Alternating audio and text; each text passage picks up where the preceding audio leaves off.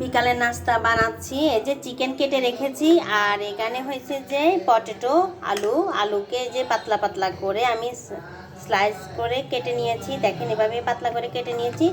আলুগুলোতে এই যে আলু আর চিকেন, এখন বানাচ্ছি mini chicken potato grill, chicken grill.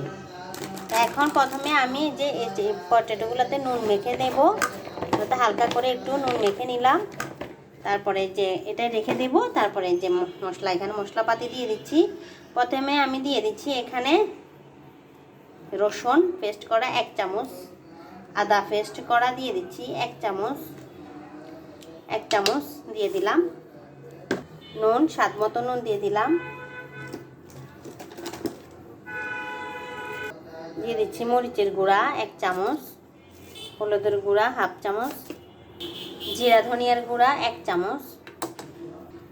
এখন দিয়ে দিচ্ছি আমি কর্নফ্লাওয়ার দিয়ে দিচ্ছি 1 চামচ, কর্নফ্লাওয়ার দিয়ে দিলাম।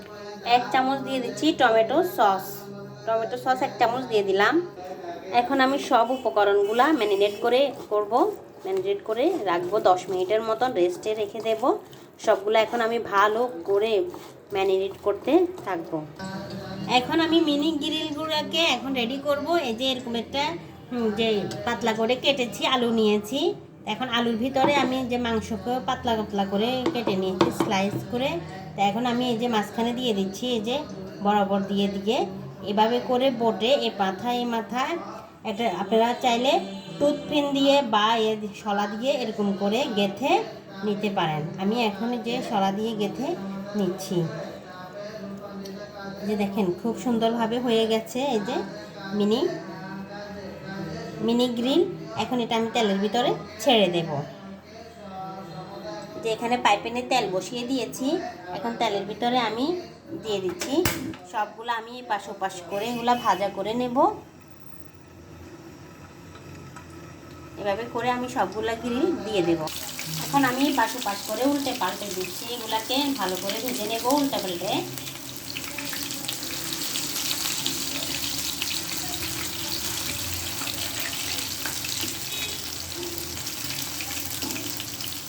এক পাশ হয়ে গেলে অপর পাশটা উল্টে দেবেন। এভাবে করে একটু লাল লাল করে নিলেই মজা লাগবে বেশি। ফুটে গেলে সমস্যা নেই। তো দেখেন খুব সহজে কিন্তু বিকালের নাস্তা কিন্তু আমার হয়ে গেছে রেডি। দেখেন চিকেনটা কত সুন্দরভাবে লাল লাল হয়ে ভেজে গেছে। Chicken potato grill. তো এখন আমি এটা ট্রাই করব যে কেমন হয়েছে। এখন সসের ভিতর দিয়ে খাচ্ছি। বিসমিল্লাহির রহমানির রহিম।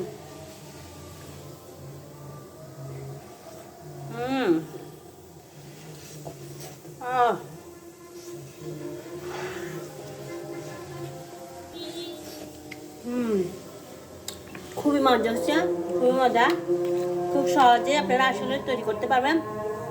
তো ভিডিওটি যদি ভালো লাগে অবশ্যই লাইক কমেন্ট শেয়ার করে দেবেন। অবশ্যই ভালোবেসে পাশে থাকবেন। দেখা হবে অন্য কোনো ভিডিওতে। সে পর্যন্ত ভালো থাকেন, সুস্থ থাকেন। আসসালামু আলাইকুম।